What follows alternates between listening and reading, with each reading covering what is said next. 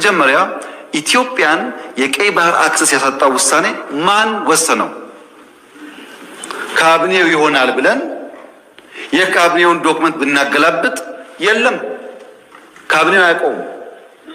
አይ የለም ምክር ቤት ይሆናል የወሰነው ብለን ብንወስን ምክር ቤቱም አልነበረ፣ ምክር ቤት አያውቀውም ውሳኔው።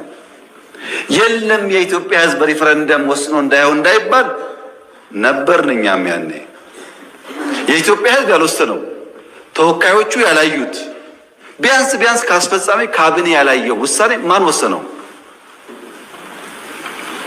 ማጣትንም ያክል ነገር ያጣንበት መንገድ ህጋዊነት ችግር እንዳለው ማሳያው ተቋሞች አልገቡበትም።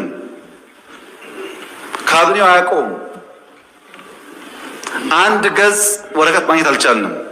እንዴት እንዳጣ ነው የሚያስረዳ እና ህዝብ የማያውቀው ፓርላማ የማያውቀው ካቢኔ የማያውቀው የኢትዮጵያን የባህር አክሰስ ውሳኔ የሚያሳጣ ነገር የወሰነው ማን ነው የሚል ጥያቄ ማንሳት እንዴት ስህተት ሊሆን ይችላል?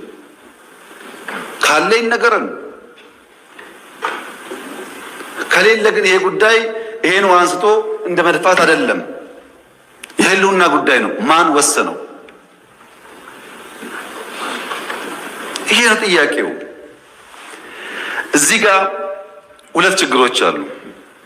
አንደኛው የተዛባ ትርክት ውጤት ነው። የሚገባንን መጠየቅ ነውር አድርጎ የሚያስብ የሚገባንን ማንሳት ትክክል አይደለም ብሎ የሚያስብ እሳቤ፣ ይሄ ደግሞ የትርክቱ ውጤት ነው።